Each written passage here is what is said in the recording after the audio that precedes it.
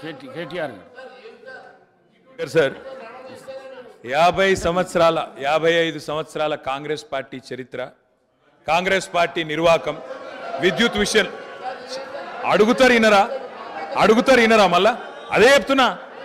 అధ్యక్ష నేను చెప్తలేను, వైట్ పేపర్లో ఇలా చాలా గొప్పగా ఈ ప్రభుత్వమే స్పష్టంగా చెప్పింది అధ్యక్ష. ఏం చెప్పింది అధ్యక్ష?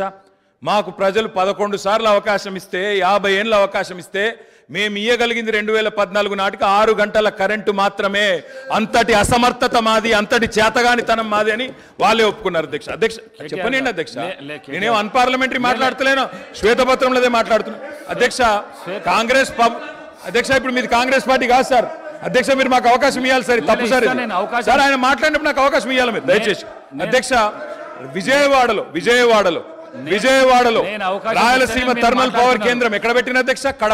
కడపలో బొగ్గుందా అధ్యక్ష? కడపలో నీళ్లున్నాయా అధ్యక్ష? విజయవాడలో బొగ్గుందా? ఇలా బాగా మాట్లాడుతున్నారు.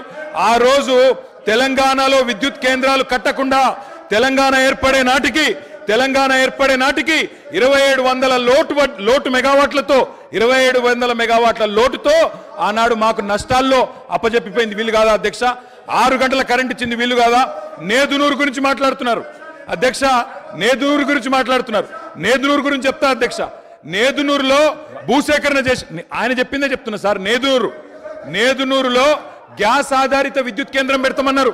శంకర్పల్లిలో జయపాల్ రెడ్డి గారు, మేము ఒక నేదునూరులోనే ధర్నా చేయలేదు సార్.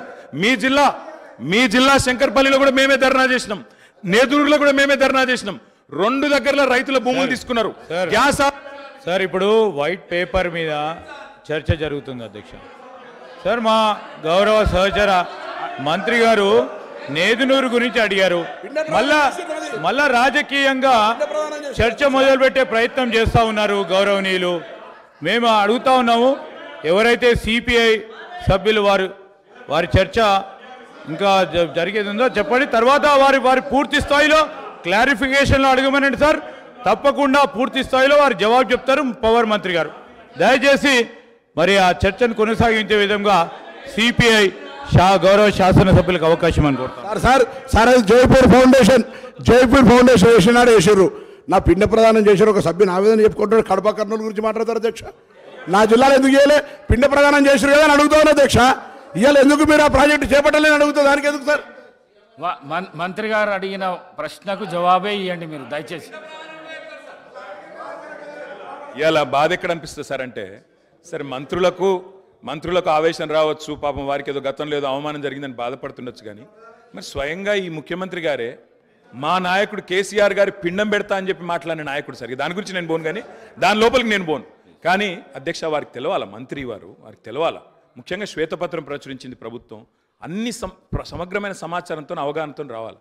నేదునూరులో ఎక్కడ మానకొండూరు నియోజకవర్గం నేదునూరులో, అదేవిధంగా శంకర్పల్లి వాళ్ళ చేవెళ్ళ నియోజకవర్గం శంకర్పల్లిలో ఆనాడు యూపీఏ ప్రభుత్వం ఉన్నప్పుడు గ్యాస్ ఆధారిత విద్యుత్ కేంద్రాలు నెలకొల్పుతామని చెప్పి భూసేకరణ చేసిండ్రు, రైతుల దగ్గర తీసుకున్నారు.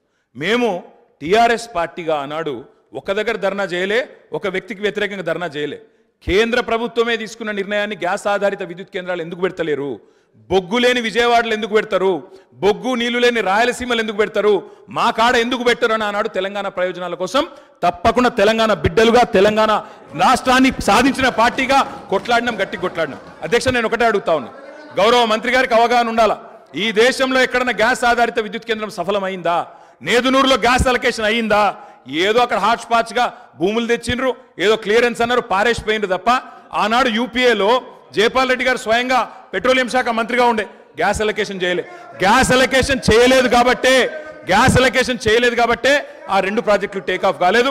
నేను మంత్రి గారిని కోరుతా ఉన్నా, ఇప్పుడు టేకప్ చేయండి. ప్రభుత్వం మీది. నేదునూరులో పెట్టండి, శంకర్పల్లిలో పెట్టండి, తప్పకుండా పెట్టి ఇప్పుడు హామీ ఇవ్వాలా.